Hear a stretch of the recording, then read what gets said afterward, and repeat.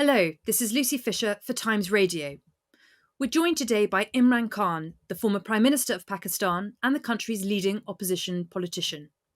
It's been a tempestuous year for the cricket star turned politician, who was removed from power last April following a vote of no confidence, then survived being shot in a shocking assassination attempt last November. He's now facing around 80 charges, including allegations of terrorism and corruption, which he says are a part of a plot by the government to prevent him returning to power in elections this autumn.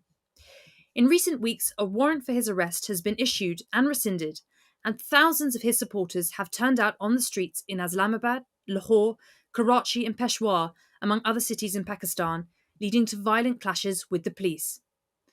Mr. Khan, thanks for joining Times Radio today. My pleasure. So earlier this week, you addressed your first rally since you were shot 4 times in the leg last autumn, but you spoke to the crowd from a bulletproof box. You believe your life is still in danger? Well, yes, Lucy, not do I believe so. The Interior Minister, he has gone public to say that my life is in danger. But he says it's from some foreign elements, but I know that it is from actually the government itself. There were 3 main people in the government who were responsible, I believe were responsible for my assassination attempt. I predicted that about 6 weeks before the attempt took place. So they're still sitting in government. They've sabotaged the inquiry report because it was implicating them.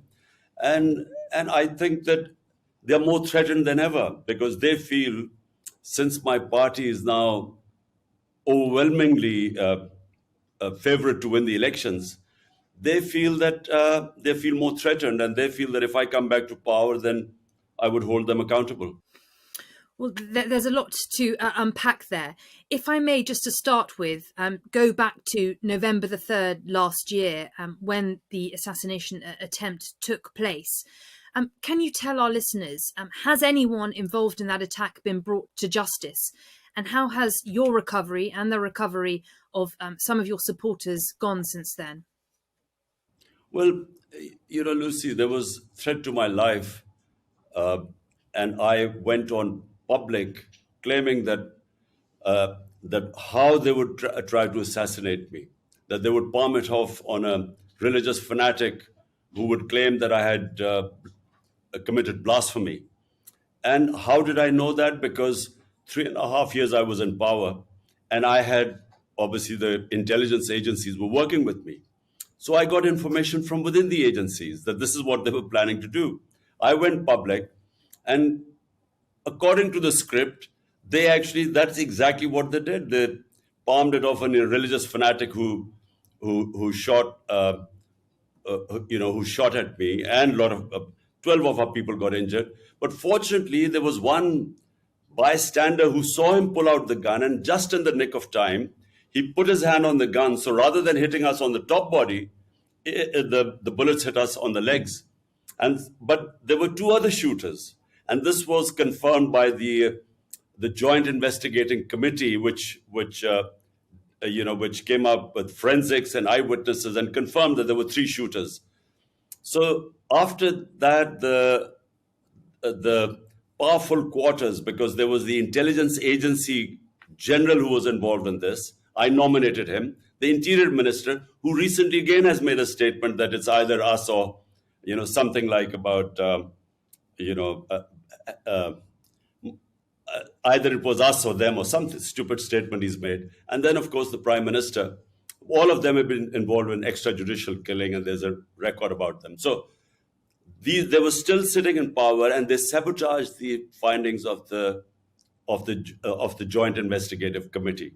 Now, since they are still in power, and since my party has won 30 by-elections out of 37 in the last few months, they know that we are favorites to win the elections, and therefore my life is, more at risk now because they're petrified that I would be back in power. Well, certainly some of the language used by the Interior Minister describing you as an enemy and incurable must scare you, I'm sure. Your allies have raised concerns about the disappearance this month of a member of your social media team. Explain what you believe or suspect has happened to him. Well, Lucy, what's happened is that since we were deposed from power, and that this was the person behind it was the army chief. As you know, the establishment is all powerful with the intelligence agencies. So he was the one who was behind the plot, but he co-opted the guys who are in power right now. These 12-party alliance. So since then, what they hoped was that my party would just sort of wither away, because once a party is out of power, people turn their backs on it. But for the first time in our history, something unprecedented happened. Hundreds and thousands of people came out on the 10th of April. My government was removed on the 9th, 10th of April. Hundreds and thousands of people came out on the streets. Now, when that happened, everyone was taken by shock, including the establishment. So rather than the popularity going down, with time, my popularity and my party soared to heights which no party in Pakistan's history is as popular as my party PTI is right now. Therefore, that's when this plot was hatched to have me removed. And, us winning 30 out of 37 by-elections meant that my life was even more in danger as time went on, because elections are due. The Supreme Court had asked for the provincial elections on the 30th of April. The general elections take place in October. Now, they're all scared that in these two provincial elections on the 30th, we would win. So they're challenging in the Supreme Court right now. They're scared of elections. And so the two are related, the threat to my life and elections and coming to power are all related. Well, certainly, just for listeners and viewers not aware, Pakistan is having a big set of elections this autumn. Of course, you may not be allowed to stand, Mr. Khan, if you are convicted on some of the charges which you are currently accused. This includes corruption, the suggestion that you sold state gifts while in office and hid your assets, and more recently, charges of terrorism. What's your response to these allegations? Well, Lucy, let me just put the record straight. There are 140 cases against me right now, which include blasphemy, which includes sedition, which includes 40 cases of terrorism. 40 cases. Now, remember, this country has known me for 50 years. I'm probably the longest known Pakistani and the well-known Pakistani, in 5 decades. So no one believes that I have broken the law, because I've never broken the law in my life. In fact, my movement is called Movement for Justice, Rule of Law. So none of all these cases, whenever they go to a trial court, I get bail because there's nothing in the cases. I mean, for instance, I'm accused of terrorism. Now, how am I accused? Some party members do a peaceful demonstration outside the election commission. I'm sitting in another city and I'm charged with terrorism. Or I go and make a court appearance. And so there are a lot of followers there. We go in and come out, and there are 3 terrorism cases.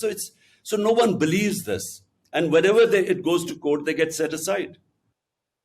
So your contention is that these are politically motivated cases brought against you? Look, Lucy, never in our history has anyone had 140 cases against me. And the rate it's going, I'm soon about to score my double century. The problem is that, the cases they are slapping against me, no one believes them. Now, for instance, the so-called corruption case, what is it? For 70 years, the law in Pakistan is that whether it's the prime minister, the ministers, or any generals, whenever they get a gift, it has to go to something what is called Tosha Khana. There, they decide the value of the gift. Then they give you an opportunity. Do you want to retain it? If you retain it, in the past, it used to be 20%, used to pay and you used to take the gift. Mm-hmm. Now, in my time, it was 50%. So this is the law. Everything is on record. So whenever this case goes into court, this will be again dismissed. So, as you mentioned, there have been protests when you have been called to court. Your supporters have been out on the streets in cities across Pakistan. There have been violent clashes with the police. What's your message to your supporters now? Would you urge them to eschew violence? Lucy, look, let me correct the record again. My people have never indulged in violence, and I'll tell you why. A party that wants elections does not want violence, because violence is one thing that would delay the elections. Now, we've been asking for elections. The government parties do not want elections. So they have been blaming security. One is lack of funds and the other is security situation for delaying the elections. Now, if we were indulging in violence, we would actually be helping the government's narrative about lack of security. So my people have always been told that we do not want to have any clash or any violence. Now, you talked about my social media active, the guy who was my advisor, Azhar Mashwani, then our social media head in the southern province of Sindh. They have both been abducted. We do not know their whereabouts. They have disappeared for 7 days. But this is not the only situation. In the last 7 months, my chief of staff was abducted. He faced custodial torture. He was stripped naked. He was tortured. He was a professor from the US, who came back to help me. Then my Senator Azam Swati, this is all on media, you can Google it. He was picked up for tweeting. He made one tweet against General Bajwa. And on that tweet, they picked him up. They beat him in front of his grandchildren first. Then they took him to another place where they again stripped him naked. They tortured him. And this is all documented. So why are the supporters worried when the police comes with an illegal? There was no arrest warrant. This was an abduction. They all came to pick me up. The supporters were worried that I would again disappear, abducted, and tortured. So this is and then they know that these are the same people who tried to kill me. Hence, you see the worry amongst my supporters. They have never attacked the police. The police attacked my house with an illegal arrest. They came to pick me up. And from three sides, there were rangers, there were police, there was an armored car. For 24 hours, my house was under attack. And what you saw, what you call violence, when the police attacked them with tear gas shelling and pellet guns and God knows what, this water cannon with chemicals, there was resistance. And why was there resistance? By the way, there were 3 times I told my supporters, look, I'm going to go and give myself up.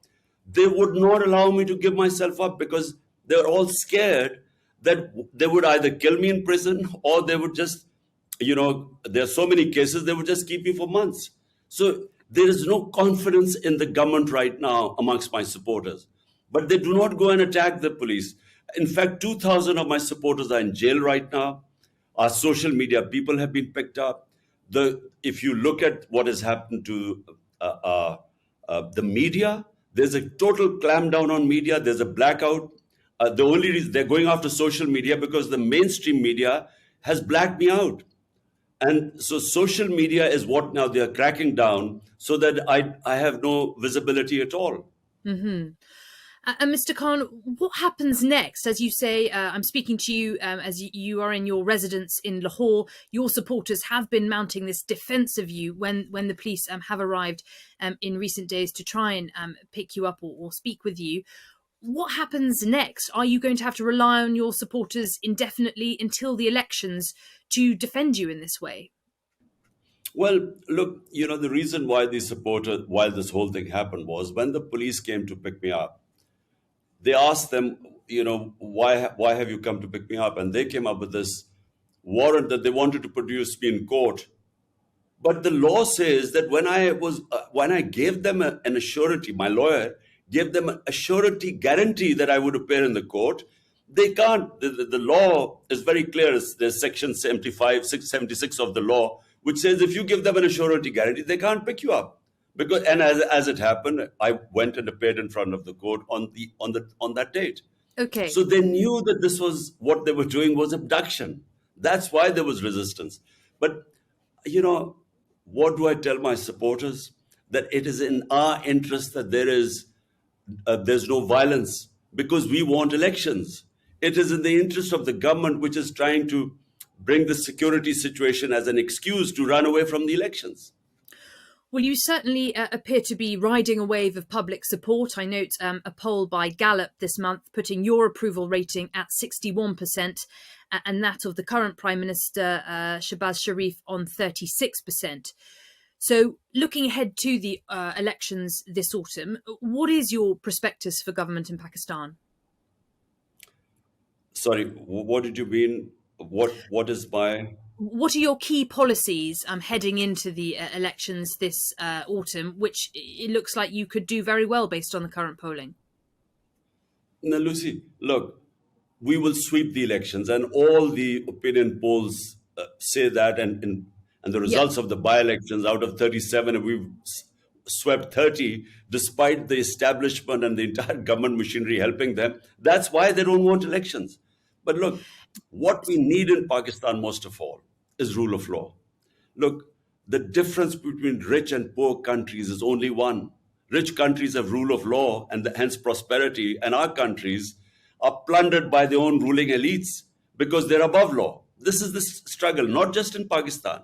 It's in the entire developing world where you find these poor refugees trying to, risking their lives to go to the land of milk and honey like Europe and England. Why? Because there's rule of law. So they have level playing field. In our countries, unfortunately, the elite is above law. And this is the whole struggle going on in Pakistan. They've all ganged up against me.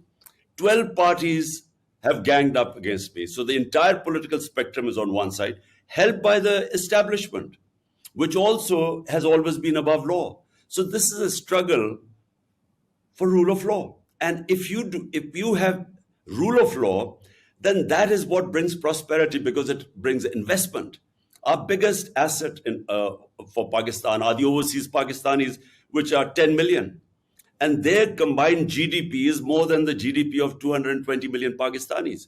If we can have the enabling environment for them to invest in this country, Pakistan will stand on its own feet. I mean, I'm just giving you a very rough idea that unless you have rule of law, you cannot have prosperity because, we get robbed by our own elites who siphon off money and it ends up in Western capitals and in offshore accounts. And as I said, it's the problem with, you look at the developing world, it's the problem, same problem everywhere. So restoring rule of law is at the centre of your policy proposals for the country.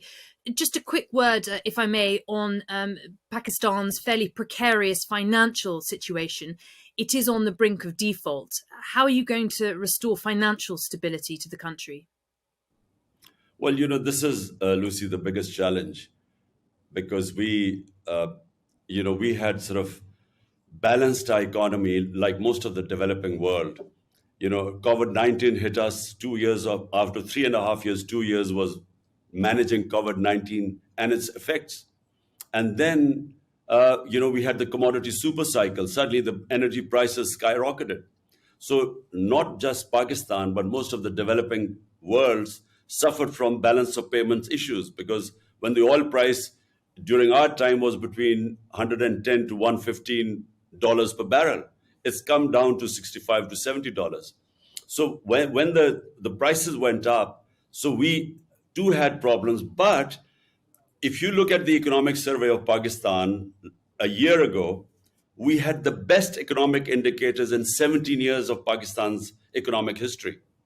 And so we had managed to balance this. We got our country out of COVID-19, one of the top three countries that managed the virus, the corona effects of COVID-19, the best. We were rated as one of the best countries. And then we managed to pick up our economy. Now, when they pulled the plug, we had overshot all our targets that we had set, whether it was revenue collection, it was exports, it was remittances, it was agriculture and industrial output. So we were doing our best. But what happened was that after that, the new government came in, did not have a plan, markets lost confidence, political instability, because no one knew how, because the government maximum would have lasted for 1.5 years. The elections were this autumn anyway. So that in that political instability and then total then incompetence to handle the economic situation and give a roadmap, that's when the economy went into a tailspin. So we lost 35% of the value of our currency in 10 months. Yeah, well, a lot to sort out on that front, on the financial situation. Mr. Khan, just a final word then about cricket and where cricket perhaps meets politics to bring your former life and your current life together, if I may. Tomorrow, the biggest franchise tournament in world cricket returns when the 16th edition of the Indian Premier League gets underway. India has banned Pakistani players from taking part since the Mumbai terror attacks in 2008, and there's no sign of that ban being lifted. The Board of Control for Cricket in India has long been accused of using this ban as a political weapon.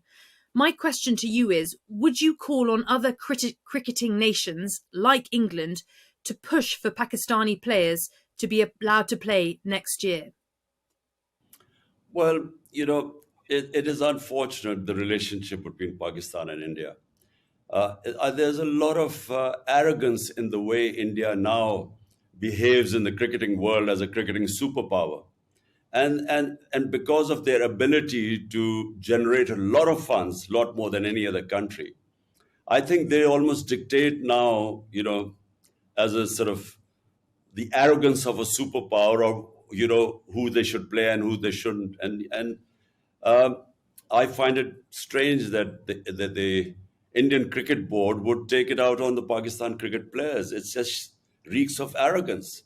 But Pakistan has now very good quality Super League too, and foreign players come to Pakistan, and I think that why, if India doesn't allow Pakistan players, so be it. Pakistan should, we have excellent a clutch of young cricketers coming up, and so we shouldn't worry about it. And of course, back in the day, you used to play for Sussex and I believe for Worcestershire. Have you, by chance, caught the current racism scandal that has beset English cricket? Look, I haven't had much time to watch cricket. To follow that. My life has sort of, you know, hasn't given me the spare time in the last 4 years.